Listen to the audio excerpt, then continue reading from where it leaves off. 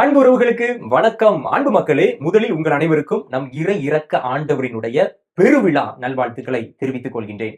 அன்பு மக்களே, இந்த காணொளியில முதலில் இந்த இறை இரக்க பக்தி முயற்சி எப்படி வந்தது, அடுத்ததாக இந்த பக்தி முயற்சியை செய்பவர்களுக்கு என்னென்ன நன்மைகள் கிடைக்கும், 12 வாக்குறுதிகள், த ப்ராமிசஸ் அப்படின்னு சொல்லுவாங்க, அது எப்படி அப்படிங்கிறதை குறித்தும், டிவைன் மர்சி சாப்லெட் அது என்ன அப்படிங்கிறதை குறித்தும், கடைசியாக என்னுடைய வாழ்க்கையில் எனக்கு தெரிந்த ஒரு நபருக்கு இந்த இறை இறக்க ஆண்டவர் எந்த மாதிரியான ஒரு அற்புதத்தை செய்தார் அப்படிங்கிறத குறித்தும் இந்த காணொலியில நம்ம முழுமையாக பார்க்க போகிறோம். அதனால இதுல கொஞ்சம் வரலாறு இருக்கும், ஆண்டவருடைய ப்ராமிஸ் இருக்கும், கடைசியா என்னுடைய லைஃப்ல நான் பார்த்த ஒரு சாட்சி, அதை உங்களோடு பகிர்ந்து கொள்ள இருக்கின்றேன். காணொலியை கடைசி வரைக்கும் பாருங்க. கண்டிப்பா இந்த காணொலிக்கு பிறகு நீங்கள் ஒவ்வொரு நாளும் இறை இறக்க ஜெபமாலையை சொல்ல ஆரம்பித்து விடுவீர்கள். காணொலிக்கு முதல் முறையா வாரீங்க, இது வரைக்கும் நம்முடைய சேனலை சப்ஸ்கிரைப் பண்ணல அப்படின்னா இப்பொழுதே ஃபாதர் வளனரசு அப்படிங்கிற இந்த சேனலை சப்ஸ்கிரைப் பண்ணிக்கோங்க. நிறைய ஆன்மீக காரியத்துல வளர உங்களுக்கு இந்த சேனல் கண்டிப்பாக உதவியாக இருக்கும். அன்பு மக்களே, எல்லார்கிட்டையும் இந்த ஒரு ஜெபமாலை இருக்கும், அப்படிதானே? எல்லார்கிட்டையும் ஒரு ஜெபமாலை இருக்கும். நான் இந்த ஜெபமாலை அருட்தந்தை பியோ அவர்களுடைய அந்த புனித இடத்துல வாங்கிய ஜெபமாலை. எல்லா ஜெபமாலைக்கும் பின்னாடி ஒரு வரலாறு இருக்கும். அதே போலதான் டிவைன் மர்சி ஜெபமாலைக்கு பின்னாடி ஒரு வரலாறு இருக்கிறது. டிவைன் மர்சி ஜெபமாலை அது வேறையா அப்படின்னா இல்ல, இதே ஜெபமாலையை கொண்டு வேறு ஒரு ஜெபத்தை சொல்வதுதான் டிவைன் மர்சி சாப்லெட். அந்த ஜெபம் எப்படி அப்படிங்கிறத நம்ம நேற்றைய நாள்ல ஒரு 30 நிமிடம் இசையோடு இணைந்து பாடல் ஜெபம் எல்லாத்தையும் இணைத்து ஒரு காணொலியை போட்டிருக்கிறோம். நிறைய பேருக்கு சொல்ல கஷ்டமா இருந்ததுன்னா நீங்க பகல்ல சும்மா இருக்கும் பொழுது அல்லது படுத்து இருக்கும் பொழுது அதை போட்டு விட்டுட்டு அப்படியே படுங்க, உங்களுக்கு கண்டிப்பாக ஆண்டவருடைய இரக்கம் கிடைக்கும். 1905ஆம் ஆண்டு போலந்து நாட்டுல உலக போர்களுக்கெல்லாம் முன்னாடி 10 பேரோடு இணைந்து இவரும் ஒரு குழந்தையாக பிறக்கிறார். இந்த குழந்தை வாழ்க்கையில நிறைய கஷ்டங்களை அனுபவிக்கின்றது. ஏன்னா குடும்பம் ஒரு கஷ்டப்பட்ட குடும்பம். பொதுவா நம்ம புனிதருடைய குடும்பங்கள்லாம் பார்க்கும்பொழுது ரொம்ப வசதியானவங்க அப்படின்னு சொல்லி பார்ப்போம். ஆனா இங்கு கஷ்டப்பட்ட குடும்பம் அப்படிங்கிறத நம்ம தெளிவா பார்க்க முடிகிறது. எந்த அளவுக்கு கஷ்டம் அப்படின்னா, இந்த சகோதரி முதல்ல கன்னியர் மடத்துல சேர ஆசைப்படுறாங்க, ஆனா வீட்டுல விடல. அதன் பிறகு வீட்டை கன்வின்ஸ் பண்ணி எப்படியோ வந்து சேர்றாங்க. அங்கு அந்த காலத்துல இப்படி இருந்தது எனக்கு ஆச்சரியமா இருந்தது. என்ன அப்படின்னா, அந்த உடுப்பு போடுவாங்கல்ல அருட்சகோதரிகள், அந்த உடுப்பை போடுவதற்கு கூட நம்ம தான் காசு கொடுத்து வாங்கணுமா. Oh my God. அப்ப நான் யோசிச்சு பார்த்தேன், இப்ப எப்படி இருக்குது அப்படின்னு சொல்லிட்டு. ஓகே, தெரிஞ்சவங்க கீழே கமெண்ட்ல சொல்லுங்க. அப்போ இந்த சகோதரி என்ன பண்ணிருக்காங்க அப்படின்னா, நிறைய வீடுகளுக்கு சென்று பாத்திரம் கழுவி வீடுகளை சுத்தம் பண்ணி, அதாவது மெய்டு ஒர்க் எல்லாம் பண்ணி அதுல கிடைத்த கொஞ்சம் காசுகளை வைத்து இவங்க மீண்டுமாக கன்னியர் மடத்துல வந்து சேர்ந்திருக்கிறாங்க. அதன் பிறகு ஓகே, இந்த காசை வைத்து நாங்க உங்களுக்கு ட்ரெஸ் தாரோம் அப்படின்னு சொல்லி என்ன பண்ணிருக்காங்க, அந்த தலைமை சகோதரி இவங்களை கன்னியர் சபைக்குள்ள சேர்த்திருக்காங்க. கரெக்டா 1925ஆம் ஆண்டு இவர்கள் துறவு மடத்திற்குள் நுழைகிறார்கள். ஏறக்குறைய 20 வயதுல எவ்வளவு மெச்சூரிட்டி பாருங்க. அதன் பிறகு 1931ஆம் ஆண்டுதான் ஆண்டவர் இயேசு கிறிஸ்து முதல் முறையாக இந்த சகோதரிக்கு காட்சி கொடுக்கின்றார். அதற்கு முன்னாடி இருந்தே இவர்கள் தங்களுடைய ஆன்மீக அனுபவத்தை ஒரு டைரியில எழுதி கொண்டே இருக்கிறார்கள். அந்த டைரியினுடைய பெயர் என்ன அப்படின்னா, divine mercy in my soul அப்படிங்கிற அந்த டைரி. அப்போ அதுல தொடர்ந்து அவர்கள் தங்களுக்குரிய அந்த ஆன்மீக காரியங்களை குறித்து எழுதி கொண்டே இருக்கிறார்கள். நிறைய நேரத்துல கூட இருந்த சகோதரிகள்லாம் இவளுக்கு ஏதோ கொஞ்சம் வித்தியாசமா தான் இருக்கிறா அப்படிங்கிற பல விமர்சனங்களை வைத்திருக்கிறார்கள் ஏற்கனவே. அதே போல பல வேளைகளில் இவள் ரொம்ப ஆன்மீக காரியத்துல ஈடுபாடோடு இருக்கிறார், இது சரி கிடையாது அப்படின்னு சொல்லிட்டு இவர்களுடைய தலைமை அருள் சகோதரிகள் கூட வான் பண்ணிருக்கிறாங்க. சரி, இப்போ நம்ம 1931 பிப்ரவரி மாதம் 22ஆம் தேதி அந்த நாளுக்குள்ள வருவோம். இதான் முதல் நிகழ்வு. ஆண்டவர் இயேசு கிறிஸ்து இந்த அருள் சகோதரிக்கு தோன்றுகிறார். தோன்றும் பொழுது தன்னுடைய ஒரு கையை ஆசீர்வதிப்பது போலவும் மறு கையை தன்னுடைய நெஞ்சோடு வைத்திருப்பது போலவும் மீண்டுமாக அந்த கை அந்த நெஞ்சத்தில் இருந்து 2 கலர் வண்ண ஒளி கற்றைகள் வருவது போலவும் இவர்கள் இதை பார்த்திருக்கிறார்கள். அந்த ஒளி கற்றைகள் எதை குறிக்கின்றது என்றால், ஒன்று ப்ளூ மிக்ஸ்டா ஒரு ஒயிட் வெள்ளை, இன்னொன்னு சிகப்பு நிறம். நீங்க பார்த்திருப்பீங்க. இந்த ப்ளூ வித் ஒயிட் அந்த ஒளிக்கற்றை எதை குறிக்கிறது அப்படின்னா, ஆண்டவர் இயேசு கிறிஸ்துனுடைய விழாவை குத்தும் பொழுது, எப்போ சிலுவையில. அதனால இந்த நவநாள நம்ம எப்போ ஆரம்பிப்போம், பெரிய வெள்ளிக்கிழமை ஆரம்பிப்போம். பெரிய வெள்ளிக்கிழமை ஆரம்பிக்கின்ற இந்த நவநாள் இன்று சரியாக நிறைவுக்கு வரும். ஒருவேளை இந்த ஆண்டுதான் ஃபாதர் எங்களுக்கு தெரிஞ்சிருக்கு, அடுத்த ஆண்டுல இருந்து நாங்க ஃபாலோ பண்றோம் அப்படின்னா அவங்களுக்கு இப்பொழுதே என்னுடைய வாழ்த்துக்கள். அன்பு மக்களே, அப்ப இந்த ப்ளூ வித் ஒயிட் அந்த ஒளிக்கற்றை எதை குறிக்கிறது அப்படின்னா, ஆண்டவர் இயேசு கிறிஸ்துனுடைய நெஞ்சத்திலிருந்து வந்த நீரையும் சிகப்பு கலர் இரத்தத்தையும் குறிக்கின்றது. இன்னும் அதிகமாக நம்முடைய திருச்சபைக்குள்ள அதை இன்னும் அதிகமா என்ன சொல்லுவோம் அப்படின்னா, நீர் என்பது திருமுழுக்கையும் ரத்தம் என்பது யூக்கரிஸ்ட் நற்கருணையையும் நமக்கு வெளிப்படுத்துகிறது அப்படிங்கறதா இதனுடைய நோக்கம். ரொம்ப முக்கியம், கீழே Jesus I trust in you அப்படிங்கிற அந்த ஒரு வாக்கியம். இதுதான் இறை இறக்க ஆண்டவரினுடைய ஒரு படம். சரியா? ஓகே. இப்ப நல்லா நீங்க கவனிச்சீங்க அப்படின்னா இது யாரோ ஒருத்தர் படம் வரைஞ்சது அப்படி கிடையாது. நிறைய பேர் நம்ம இன்னைக்கு ஏஐ எல்லாம் வந்துடுச்சு, கண்ட கண்ட மாதிரியாக ஆண்டவர் இயேசு கிறிஸ்துடைய படங்களை நம்ம உருவாக்கி பயன்படுத்திக்கிட்டு இருக்கிறோம். நிறைய அன்னை மரியாதையினுடைய படங்கள் இன்னைக்கு ஏஐல பார்க்கும் பொழுது ஏதோ சினிமா நடிகை போல இருப்பது போல இருக்கிறது இல்லையா? இதெல்லாம் நம்ம மிக அதிகமாக எதிர்க்கின்றோம். இதை பயன்படுத்துவதை நம்ம தவிர்க்க வேண்டும். காரணம், நம்மளுடைய கத்தோலிக்க திருவையில பயன்படுத்துகின்ற ஒவ்வொரு படத்திற்கு பின்னாடி மிகப்பெரிய ஒரு வரலாறு உண்டு.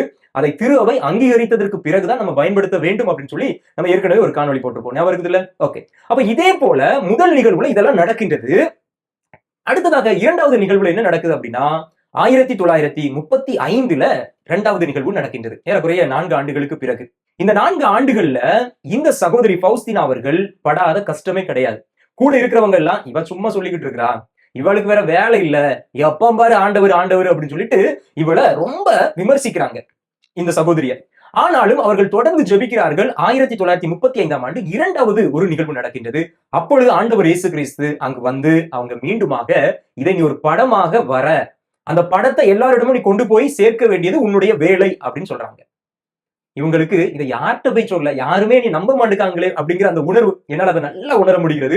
ஏன்னா குருமடத்துல இதே போல நிறைய காரியங்களை நம்மளால பார்க்க முடியும். நம்ம ஒண்ணு சொன்னோம் அப்படின்னா யாருமே நம்ப மாட்டாங்க. அதுவும் ஸ்பிரிச்சுவல் மேட்டர்ல யாருமே நம்ப மாட்டாங்க.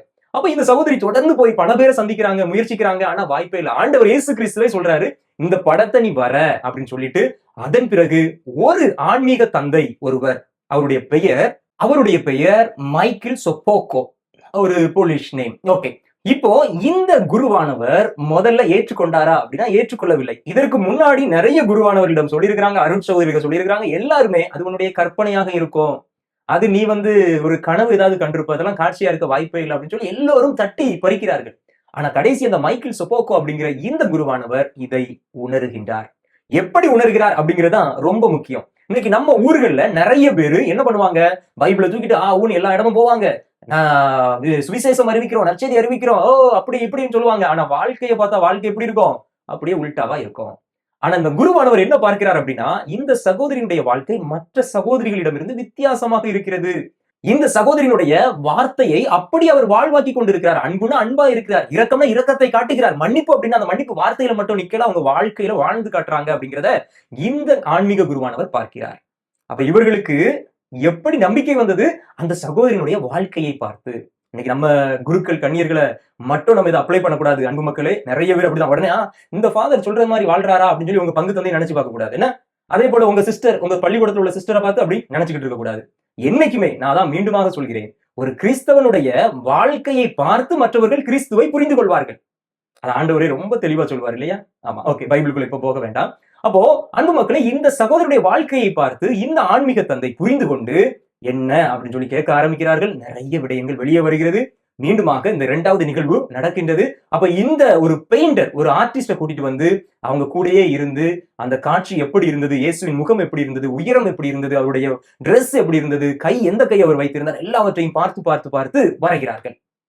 வரைஞ்சதுக்கு பிறகு மீண்டுமாக 3வது ஒரு முறை ஆண்டவர் இயேசு கிறிஸ்து காட்சி கொடுத்து, இந்த படத்தை யாரெல்லாம் பயன்படுத்துகிறார்களோ, இந்த இறை இறக்க ஜெபத்தை யாரெல்லாம் சொல்கிறார்களோ, இந்த இறை இறக்க ஜெபமாலையை யாரெல்லாம் தினசரி உச்சரிக்கின்றார்களோ அவர்களுக்கு நான் ஒரு 12 வாக்குறுதிகளை கொடுப்பேன் அப்படின்னு சொல்லி அதையும் சொல்கிறார்கள். இப்படிதான் இது கொஞ்சமா போலந்து நாட்டுக்குள்ள பரவி கொண்டிருக்கிறது. ஆனா அந்த போலந்து நாட்டை தாண்டி பரவும் பொழுது இதுல நிறைய டிரான்ஸ்லேஷன் பிரச்சனை வருது, மொழி ஆக்கம் செய்வதில் பிரச்சனை வருது. அதன் பிறகு இது அப்படியே திருச்சபையால தடை செய்யப்படுகிறது. திருச்சபை இதை உடனடியாக ஏற்றுக்கொள்ளவில்லை. அப்படியே இது மந்தமாக இருக்கின்றது. பிராமிசஸ்குள்ள போவோம், நான் அதன்படி சொல்லிக்கிறேன். அதன் பிறகு 2ஆம் ஜான் பால் அவர்கள் திருத்தந்தையாக வந்த பிறகு இதை குறித்து ஆராய ஆரம்பிக்கிறார்கள். ஏன்னா அவர் போலந்து நாட்டை சார்ந்தவர். அவர் சின்ன வயதுல இருந்தே இதை நிறைய கேட்டிருக்க வாய்ப்பு இருக்கிறது. அவர் இதை குறித்து ஒரு குழுவை அமைத்து படிக்க வைத்து அதன் மூலமாக உண்மையிலேயே நன்மைகள், புதுமைகள், நல்லது மக்களுக்கு நடக்கிறதா என்பதை தீர ஆராய்ந்த பிறகு மீண்டுமாக இந்த இறை இறக்க ஜெபமாலை என்பது இன்னைக்கு உலகம் முழுவதும் பரவி இருக்கின்றது. அன்பு மக்களே, எனக்கு தெரியும் இந்த காணொலியை பார்த்துட்டு இருக்கிற பல பேருக்கு நீங்க இறை இறக்க ஆண்டவர்கிட்ட ஜெபிச்சு புதுமை நடந்திருக்கா கண்டிப்பா கீழே கமெண்ட்ல சொல்லணும். யாருக்கெல்லாம் இறை இறக்க ஆண்டவர் பிடிக்கும் அப்படிங்கறதையாவது குறைந்தபட்சம் நீங்க சொல்லுங்க, தெரிஞ்சுக்குவோம். அன்பு மக்களே, உண்மையை நான் சொல்லணும் அப்படின்னா இந்தியாவிலதான் இந்த இறை இறக்க அந்த பக்தி முயற்சி என்பது ரொம்ப குறைவா இருக்கு. இங்கெல்லாம் நீங்க எந்த ஆலயத்திற்கு போனாலும் நம்முடைய நற்கருணை ஆண்டவர், அன்னை மரியா, அந்தோனியார், அதை தாண்டி பிரான்சிஸ் அசிசி என இத்தாலியில இருக்கிறதுனால அதுக்கப்புறம் இறை இறக்க ஆண்டவருடைய படம் இல்லாமல் இருக்கின்ற ஒரு ஆலயங்கள் கூட நம்மளால பார்க்க முடியாது. அந்த அளவிற்கு இங்க எல்லா மக்களிடமும் இருக்கும். நிறைய பேர் வீட்டுல டிவைன் மெர்சி சாப்லெட் சொல்லிக்கிட்டே இருப்பாங்க. வேற ஒண்ணும் வேண்டாம், நீங்க டிவைன் மெர்சி சாப்லெட் சொல்லி யூடியூப்ல அடிங்க, அந்த ஜெபமாலையுடைய அந்த காணொளிகள் வரும். எத்தனை மில்லியன், சும்மா 1000 2000 லட்சம் இல்ல, மில்லியன் கணக்கான பார்வையாளர்களை பெற்றிருக்கோம். காரணம் என்ன? அவர்கள் அதை போட்டு விட்டுட்டு அது கூடயே தியானிக்கின்றது, அதையே ஜெபிக்கின்றது. எப்பொழுதெல்லாம் தனிமையா இருக்கிறோமோ அப்பொழுதெல்லாம் அதை கேட்கிறது. உங்களுடைய துன்பத்தில் அது ஆறுதல் கொடுப்பது போல, உங்களுடைய கண்ணீரை துடைப்பது போல, நீங்கள் எப்பொழுதெல்லாம் தனிமையில் இருக்கிறீங்களோ அப்பெல்லாம் இந்த காணொலியை நீங்க போட்டாலே போதும், அதோட சேர்ந்து நீங்க ஜெபிக்க ஆரம்பிச்சிருவீங்க. குறிப்பா எப்ப ஜெபிக்கணும்னு சொல்லியிருக்கேன், மதியம் 3 மணிக்கு ஜெபிக்கணும் அப்படின்னு உங்களுக்கு சொல்லியிருக்கேன். சரி, ஓகே, இதுதான் இதனுடைய பின்னணி. இப்படிதான் இன்னைக்கு உலகம் எங்கிலும் இது பரவி இருக்கின்றது, இந்த பக்தி முயற்சி அப்படிங்கிறத நம்ம இதோட முடிச்சுக்குவோம். நிறைய இருக்கு, நான் உங்களுக்கு சுருக்கமா தான் சொல்லியிருக்கிறேன். ஓகே, இப்போ அந்த 12 வாக்குறுதிகள் என்ன அப்படிங்கிறத நான் வேகமா வாசிக்கிறேன். ரொம்ப எக்ஸ்பிளைன் பண்ண வேண்டாம், ஏன்னா காணொலி ரொம்ப லென்த்தியா போயிடும். ஆனா வேகமா நான் சுருக்கமா நான் எழுதி வைத்திருக்கேன், அதை அப்படியே உங்களுக்கு நான் வாசிக்கிறேன். நீங்க கொஞ்சம் கொஞ்சமா அதை கேட்டு புரிந்து கொள்ளுங்கள். சரியா மக்களே? 1, இந்த இறை இறக்க ஜெபத்தை தொடர்ந்து ஜெபிக்கிறவர்கள் ஒரு பொழுதும் அகால மரணம் அடைய மாட்டார்கள். அவர்களுக்கு பாதுகாப்பு என்பது உறுதி. 2, இந்த படத்தின் முன்பு தொடர்ந்து ஜெபிக்கிறவர்களுக்கு ஆண்டவரினுடைய கிருபை அளவுக்கு அதிகமாக கொடுக்கப்படும். 3, இந்த படத்தை தன்னுடைய வீடுகளில் வைத்திருப்பவர்கள், பெரிய படங்களா மாட்டியிருப்பாங்க இல்லையா, அந்த வீடுகளில் இந்த படத்தை வைப்பவர்களுடைய அந்த வீட்டில் தீய சக்திகள் நுழையாது, ஆண்டவர் சொன்ன வாக்குறுதி. 4, இறை இரக்க ஜெபமாலையை தொடர்ந்து செய்பவர்களுக்கு மரண வேளையில் இரக்கம் கொடுக்கப்படும். 5, உங்க வீட்டுல யாராவது, உங்களுடைய பெற்றோர், உங்க தாத்தா பாட்டி யாராவது இறக்குறாங்க, இல்ல உங்களுக்கு தெரிஞ்சவங்க யாராவது இறக்குறாங்க, அல்லது ஹாஸ்பிட்டல்ல இருக்கிறாங்க, இறந்து போயிருவாங்கன்னு டாக்டர் சொல்லிட்டாங்க அப்படின்னா கூட நீங்க தொடர்ந்து இவர்களுக்காக ஜெபிச்சீங்க அப்படின்னா ஆண்டவர் இயேசு கிறிஸ்து அவர் அருகில் இருந்து அவருக்கு கருணை காட்டுவார். நமக்கு மட்டும் நல்லது நடக்கல, நீங்க யாருக்கெல்லாம் ஜெபிக்கிறீங்களோ அவர்களுக்கும் ஆண்டவருடைய கருணை இரக்கம் உண்டு. 6வது, நிறைய பேர் இந்த நாட்கள்ல கடந்த 2 நாட்களுக்கு முன்னாடி கூட எனக்கு ஞாபகம் இருக்குது, ஃபாதர், என்னுடைய கணவர் குடித்து விட்டு வந்து என்ன போட்டு அடிக்கிறாரு அப்படின்னு சொல்லி குறைஞ்சது இந்த ஒரு வாரத்துல மட்டும், ஏன்னு தெரியல, ஒரு 5-6 நபர்களாவது இந்த குடி பழக்கத்திலிருந்து என்னுடைய கணவர் விடுபட வேண்டும் ஃபாதர் அப்படின்னு சொல்லிட்டு எனக்கு கேட்டிருந்தாங்க. அன்பு மக்களே, கவலைப்படாத, உங்களுக்காக நான் ஸ்பெஷலா ஜெபிச்சுக்கிட்டு இருக்கிறேன். குறிப்பா இறை இறக்க ஜெபமாலையை நம்ம சேர்ந்து ஜெபிக்கலாம். ஏன்னா 6வது என்ன அப்படின்னா, பாவிகள், அதுவும் ரொம்ப கடினமான பாவிகள், கல் நெஞ்சக்காரர்கள் சொல்லுவோம் இல்லையா, அந்த கல் நெஞ்சக்காரர்கள் கூட மனம் மாற இந்த இறை இறக்க ஜெபமாலை சொல்லும் பொழுது அது நடக்கும் அப்படின்னு ஆண்டவரே சொல்லியிருக்கிறார். 7, இது ரொம்ப கோபக்காரர்களை கோபத்தில் இருந்து குறைக்கின்றது அப்படின்னு சொல்லி பார்க்கிறோம். இன்னொன்னு, ஆண்டவருடைய கருணையை, அவருடைய நீதி, அந்த கோபத்தின் நீதி குறைக்கப்படும் அப்படின்னு சொல்லுது. 8, இந்த ஜெபத்தை யாரெல்லாம் பரப்புகிறார்களோ, மற்றவர்களோடு பகிர்ந்து கொள்கிறார்களோ, இறை இறக்க ஜெபம்னா இதுதான், இதனுடைய வரலாறு இதுதான், ஆண்டவர் இயேசு கிறிஸ்து சொல்லி கொடுத்த வாக்குறுதிகள் இதுதான், நான் இப்ப பண்றது கூட ஒரு பரப்புறது தான் இல்லையா. ஏன்னா நானும் ஒவ்வொரு ஆண்டும் இதை பண்ணணும் அப்படின்னு நினைப்பேன், ஆனா அப்படி தடையாகி போயிட்டே இருந்துச்சு. இந்த ஆண்டு சரியா நடக்கிறது. 8வது வாக்குறுதி முக்கியமானது என்னது, இந்த இறை இறக்க ஜெபத்தை யாரெல்லாம் மற்றவர்களோடு பகிர்கிறார்களோ, மற்றவர்களோடு சொல்லிக் கொடுக்கிறாங்களோ, நீங்க இதை சொல்லுங்க, உங்க வாழ்க்கையில நல்லது நடக்கும் அப்படிங்கிறத சொல்லிக் கொடுக்குறாங்களோ, அவங்களுக்கு விசேஷமான ஆசீர்வாதம் உண்டு அப்படின்னு ஆண்டவர் சொல்றாரு. இப்ப ஃபாதர் என்ன சொல்லுவேன், இந்த வீடியோ முடிஞ்சா மத்தவங்களோட பகிருங்கன்னு சொல்லுவேன், அப்படிதானே? இதை நான் சொல்லி நீங்க செய்யக்கூடாது, நீங்களா செய்யணும், உணர்ந்து செய்யணும். நீங்க உணர்ந்து செய்யும் பொழுதுதான் அந்த ஆசீர்வாதம் உங்களுக்கு கிடைக்கும்.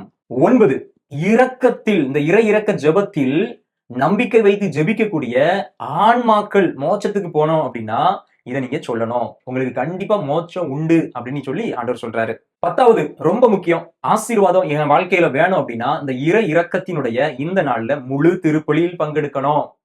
ரொம்ப முக்கியமா பாவ சங்கீர்த்தனம் செஞ்சிருக்கணும். 2 தான் நீங்க செய்யக்கூடிய முக்கியமான விடயம். 1 முழு திருப்பலி, இன்னொன்னு அதற்கு முன்னாடி பாவ மன்னிப்புல நீங்க பங்கெடுத்திருக்கணும் அப்படின்னு சொல்லிட்டு. 11, இந்த பக்தியை நம்பிக்கையுடன் வாழ்பவர்கள் மரணத்தில் பயப்பட மாட்டார்கள். ஐயோ நம்ம செத்து போயிருவோமோ, ஐயோ நம்ம அங்க போயிட்டு இருக்கோம், டிராவல் பண்ணிக்கிட்டு இருக்கோம், நான் இப்படி ஆயிருமோ அப்படிங்கிற எந்த பயமும் உங்களுக்கு இருக்காது. பயமே இருக்காது, இறப்பை குறித்து உங்களுக்கு பயமே இருக்காது அப்படின்னு ஆண்டவர் சொல்றார். 12, கடைசி, ஆண்டவர் சொல்வது, என்னுடைய இரக்கத்துல யாரெல்லாம் நம்பிக்கை வைக்கிறாங்களோ அவங்கள நான் ஒரு பொழுதும் நிராகரிக்க மாட்டேன் அப்படின்னு சொல்லி.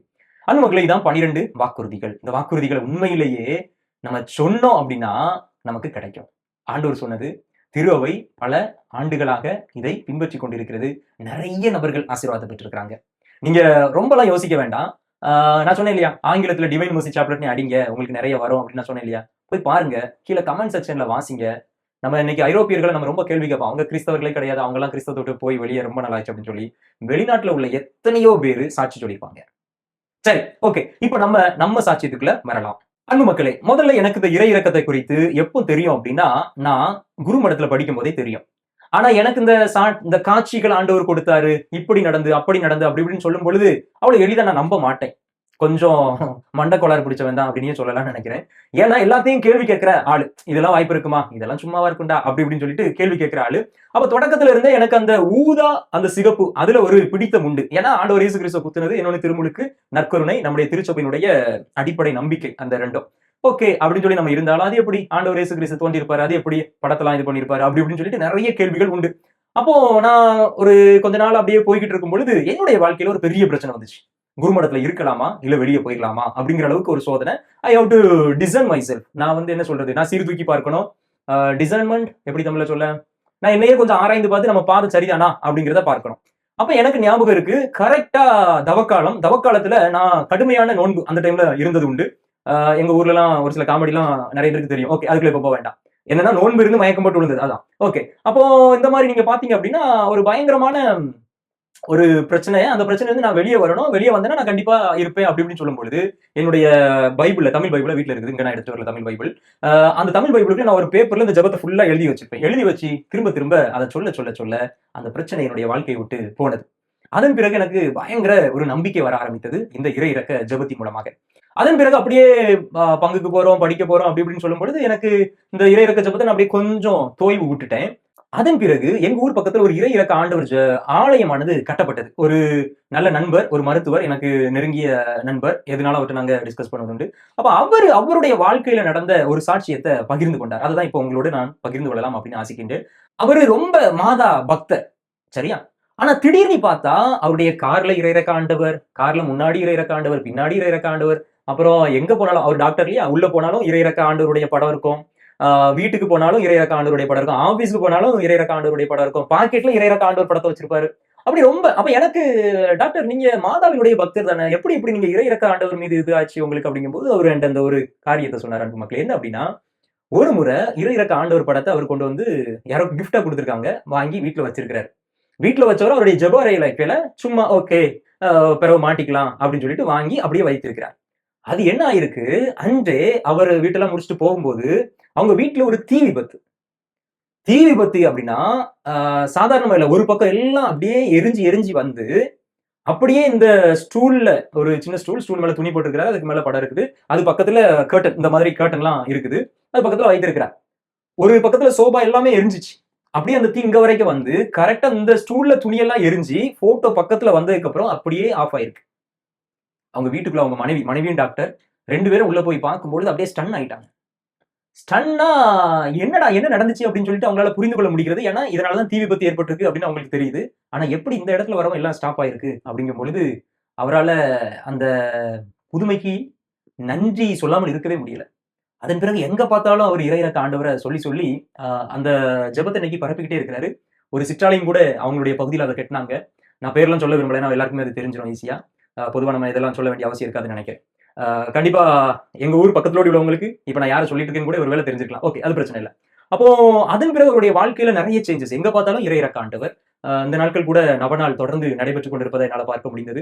அப்போ இப்படிதான் இன்னைக்கு நம்ம ஊர்களுக்கு இந்த இறையிறக்க ஆண்டவரினுடைய மகிமை என்பது வந்து கொண்டிருக்கிறது அன்பு மக்களே. அதனால நான் இதுல இருந்து என்ன கத்துக்கிட்டேன் அப்படின்னா, என் வாழ்க்கையிலேயும் ஒரு பெரிய முடிவு எடுக்கணும். அதற்கு இந்த ஜெபமாலை டிவைன் சாப்லெட் அப்படிங்கிற அந்த ஜெபமாலை உதவியாக இருந்திருக்கிறது. அதேபோல அவருடைய வாழ்க்கையிலயும். அதனால இந்த படத்த நீங்க முடிந்த அளவுக்கு உங்க வீட்ல வைக்கலாம், பாக்கெட்ல வைக்கலாம், பர்ஸ்ல வைக்கலாம், கார்ல வைக்கலாம். ஆ இந்த இறை இறக்க ஆண்டவரினுடைய அந்த பக்தி முயற்சிய நம்ம கண்டிப்பா மற்றவர்களுக்கு எடுத்து சொல்ல வேண்டும் அப்படின்னு நான் நினைக்கிறேன். அதற்காக தான் இந்த காணொளி. ஆ இந்த காணொளி இன்னைக்கு காலையில கூட நம்ம ஒரு டிவைன் சாப்லெட் குறித்து ஒரு காணொளி போட்டிருந்தோம். அந்த ஜெபத்தை எப்படி சொல்லணும் அப்படிங்கிறது குறித்து. ஓகேவா? அப்போ என்னுடைய ஒரு நண்பர். அவர் இந்து மதத்தை சார்ந்தவர். அவர் அத பார்த்துட்டு, "என்ன உங்களுக்கு தவக்காலம் முடியலையா?" அப்படின்னு சொல்லி கேட்டிருந்தாரு. நான் சொன்னேன், "அடுத்த காணொளிக்கு வெயிட் பண்ணுங்க" அப்படின்னு சொல்லிட்டு. ஏன்னா அந்த அளவுக்கு இந்து சகோதரர்களும், சகோதரிகளும் இந்த குறித்து இன்னைக்கு தெரிந்திருப்பார்கள் அப்படின்னு நான் நம்புறேன். அதனால நீங்க நினைச்சீங்க அப்படின்னா, கண்டிப்பா அந்த இறை இறக்க பக்தியை நம்ம இன்னும் நிறைய பேருக்கு பரப்ப முடியும். அதனால கண்டிப்பா மற்றவர்களோடு நீங்கள் பகிர்ந்து கொள்ளுங்கள். நம்ம காணொளிக்காக நான் பகிர்ந்தணும் அப்படின்னு நான் சொல்லல. இறை இறக்க ஆண்டவரை குறித்து நீங்க பேசுங்க. இந்த இறை இறக்கத்தின் ஆண்டவருக்கு நிறைய வல்லமை இருக்கிறது. கண்டிப்பாக அதை நம்மளால உணர முடியும். அதனால தான் நான் நம்முடைய வாட்ஸ்அப் குழுல கூட போட்டிருந்தேன். என்ன போட்டிருந்தேன்? நீங்க கேட்டுக்கிட்டே இருக்கிற ஒரு ஜெபம், அது நடக்கவே இல்ல அப்படின்னு நீங்க நினைச்சீங்க அப்படின்னா, இந்த ஜெபமாலை நீங்க சொல்லுங்க. கண்டிப்பா நடக்கும். ஐ அம் கேரண்டி. மீண்டும் இன்னொரு காணொலியில இணைந்து வருவோம். அதுவரை விழித்திருப்போம், ஜெபித்திருப்போம். God bless you.